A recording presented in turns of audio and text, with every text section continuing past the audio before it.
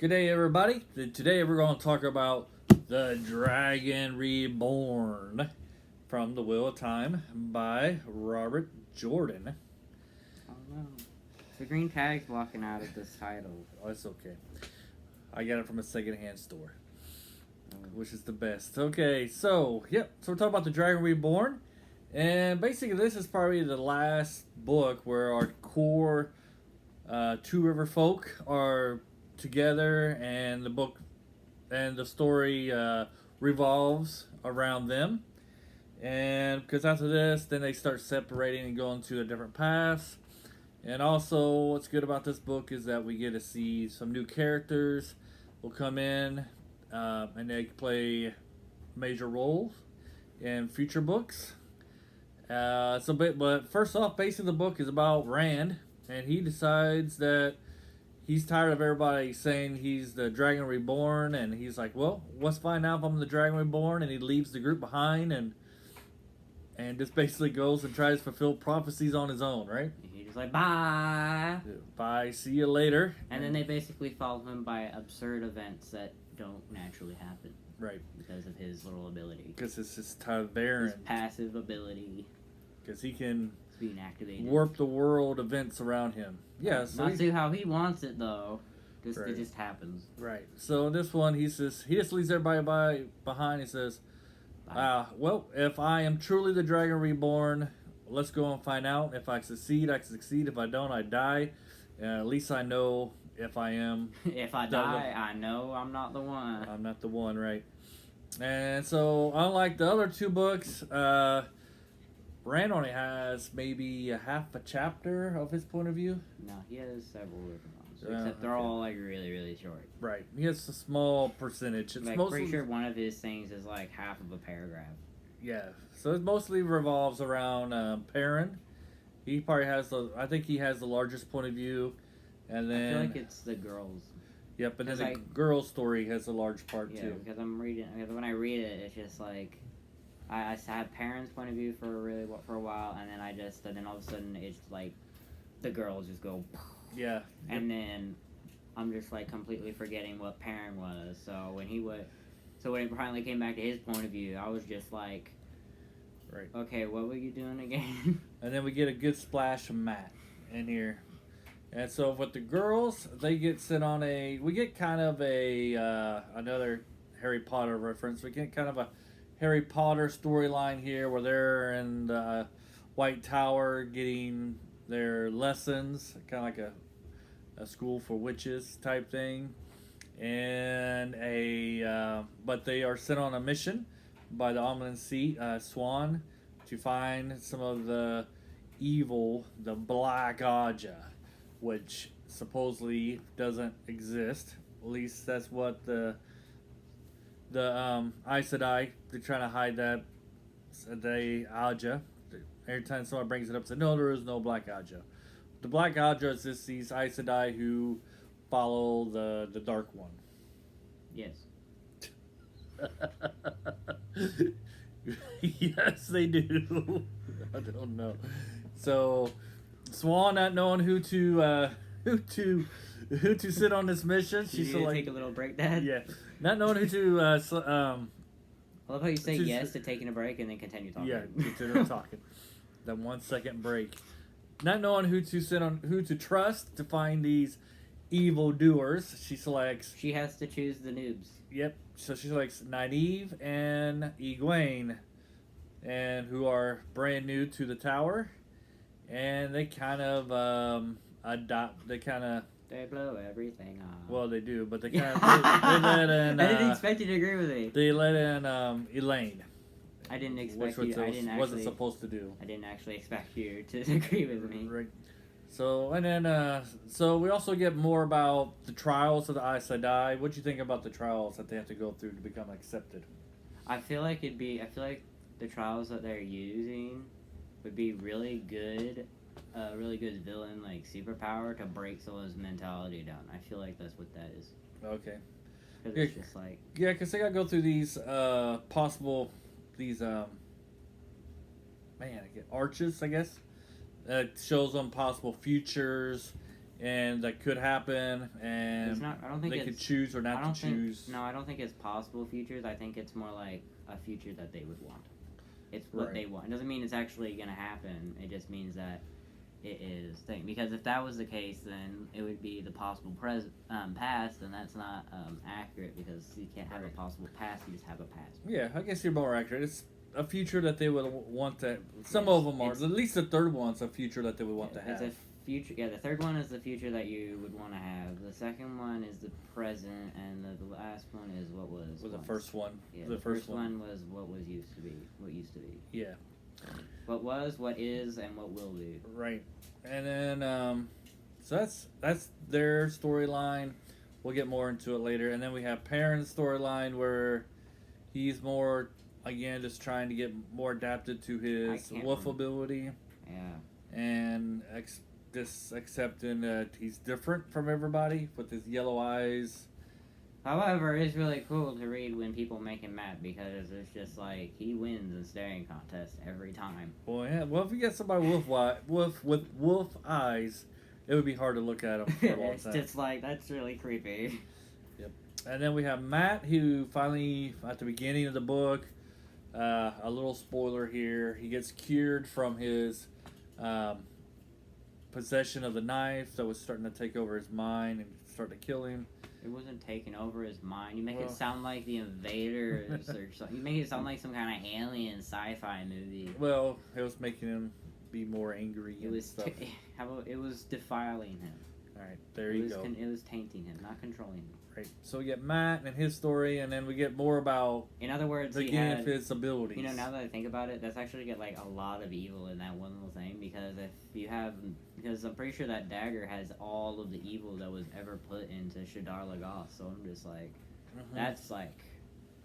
that's really, really strong. That's a lot of energy in that little knife. Yeah. So what were some of your favorite parts? Favorite parts. Of We're the getting book. spoilers now. Spoilers from here on out. Favorite parts. Favorite parts. Favorite parts. I like the beginning of the book where the Trollocs attack and Perrin starts fighting with the wolves. I like that part. I just really like it.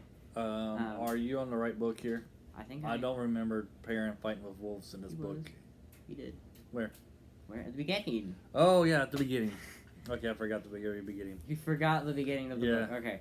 Well, he was fighting that, and then and then like it was like I thought it kind of made me laugh a little bit when he started howling for the wolves that died. And then probably one of the best Perrin moments, I believe, was when this Uno, I believe, yeah. Uno was like, well, at least we have like a bunch of wolf pelts to keep the sick warm, and then Perrin just gives him that stare, just like, no, you're burying them. Yeah, we're and it's just like, and Uno's just like, oh, and then he stares back, and then 3 seconds later, he just like, okay. Okay. he just rolls over like, okay. Yep, we'll bury him. So I'm just like, that was probably one of my favorite Perrin moments because like, like, it makes sense because like it's like, you wouldn't if a wolf were to like help you out in a situation, then you would, and it died trying to help you out, you wouldn't just be like, oh, food. You'd be like, I'm gonna give you honor. I'm gonna bury you, or I'm gonna cremate you, or do something. Like I don't know what you guys do with bodies, but I don't really want to know either. But so there's a lot of butts in this video. Yeah. Yep. So the beginning was pretty good. All right, and then another good part about Perrin, I guess we'll just use the rest of this for Perrin, is Perrin's like the best mix of angst and I don't know what you call it. Right. Well, another part was when he kicks all those. It's like, what's the opposite of angst? I don't know. I mean, like, he's definitely not outgoing. I mean, he's kind of reserved. He's a very well balanced character. He's not shy, but he's reserved. Yep. He's not shy, but he's reserved.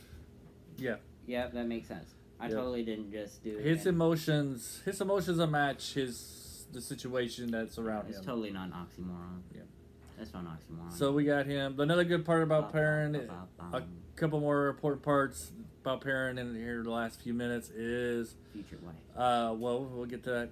But first, we see him fighting all the... Is it the White Cloaks that attacks him?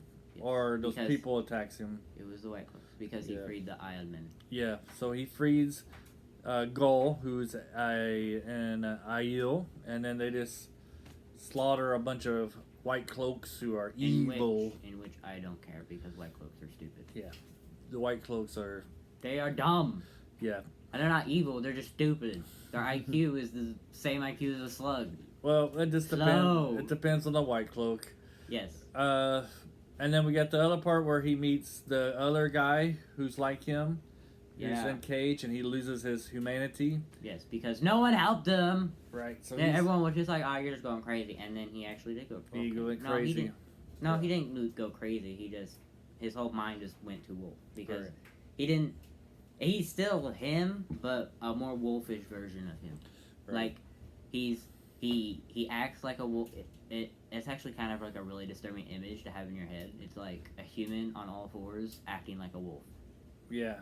So he probably won't live very long after eating raw meat, but you know. he turns into a wolf, and which just affects Perrin because now he's afraid that he's going to lose his humanity.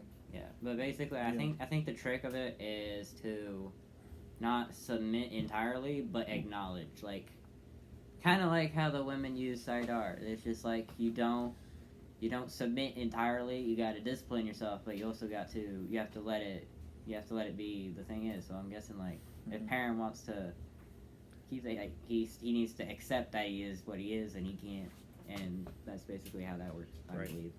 I feel like that's a good theme for his books. It's just like because like most of his main characters don't like what they are, and so they're trying to get through this process of accepting what they are, and I feel like that's like the main thing that he's trying to get across is like you are who you are. You can't just you got to accept it, or your life's gonna be way harder. Right. Accept what you are, like with Perrin's eyes and his ability to talk and communicate with wolves.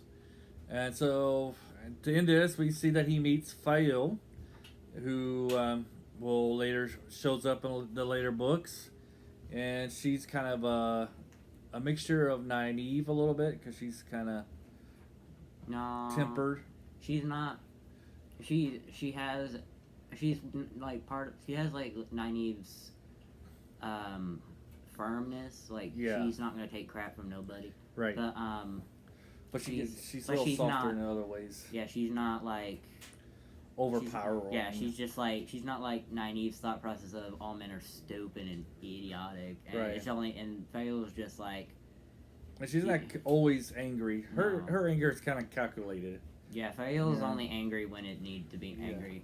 Yeah, we don't see her losing her temper too much. And Fael in this book, she's out for an adventure. She wants to find the Horn of Valir. And she doesn't know that it's already been found. And when she finds out, she's just like, "What?" Yeah, she's like, "It's already been found." Are you serious? Yeah, and then she's like, "What? You know the Dragon Reborn?" And she's just everything starts going over her head. Yeah, Fael's just like, "What? What have I got myself into?" she's just like, "I'm going out for adventure," and then. It's just like, and then she starts hearing like Dragon Reborn and the Horn of Valir has been found, and then Aes Sedai, and then all this crap, and she's like, "This is too much adventure. This is more than I bargained for.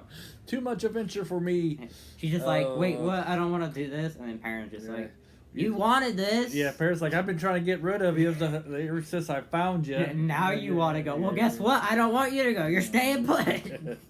Yep. So we meet Fael. And we'll talk a little bit more about her in the next book. So, and the next book should be good. Yeah, we have to say bye. Yeah. Oh, recommend, not recommend. Recommend. All right. Yep. I recommend it too. I think it's one of the first three. I think it's probably the best. I enjoy it the most. Okay. You don't have to say why you like it. But okay. Bye.